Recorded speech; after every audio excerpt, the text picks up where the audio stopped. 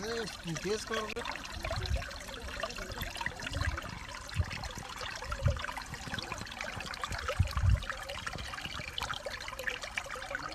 तो आता पहिलं नाही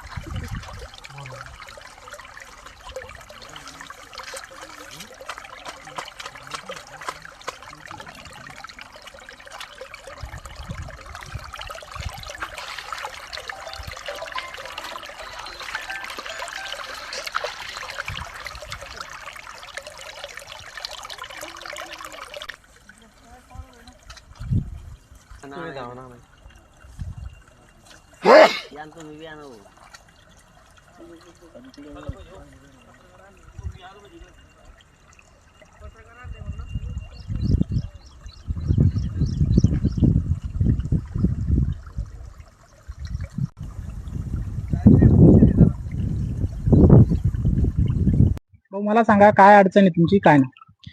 केशव मारुदे माझं नाव आहे. सामनगाव, तालुका जिल्हा जालना, इथं रहिवासी आहे, शेतकरी आहे.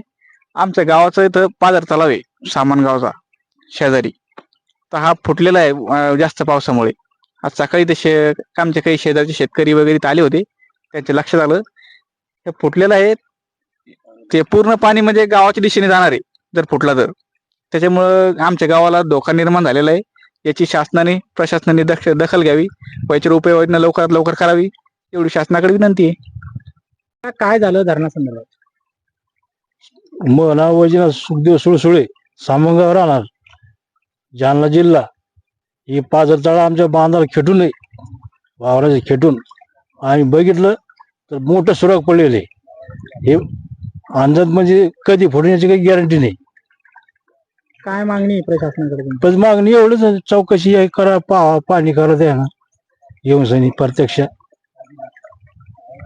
मला सांगा काय प्रॉब्लेम झालाय, काय सांगा, काय नाही? मी माधव एकनाथ पवार, सामनगाव येथील शेतकरी आहे.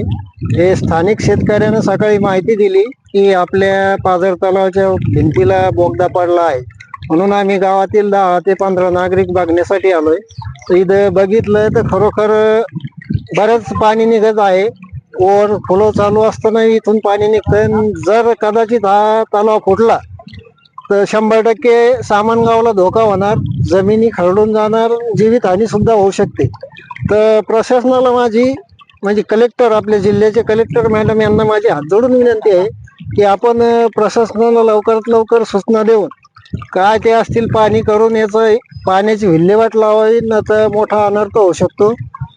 तरी शासनाने याची ताबडतोब दखल घ्यावी अशी विनंती करतो. माझं नाव रवींद्र नारायण शिर्के, सामनगाव, ताजी, जालना. आमच्या इथे पाझर तलावाला बोगदाळ पडलेला आहे, त्यामुळे मोठ्या प्रमाणात शेतीची, लोकवस्ती, सामनगावाची जीवितहानी होण्याची शक्यता आहे. यावर कलेक्टर मॅडमनी तात्काळ दक्षता घ्यावी आणि प्रशासनाला आदेश द्यावे की दुरुस्तीसाठी काहीतरी करावे.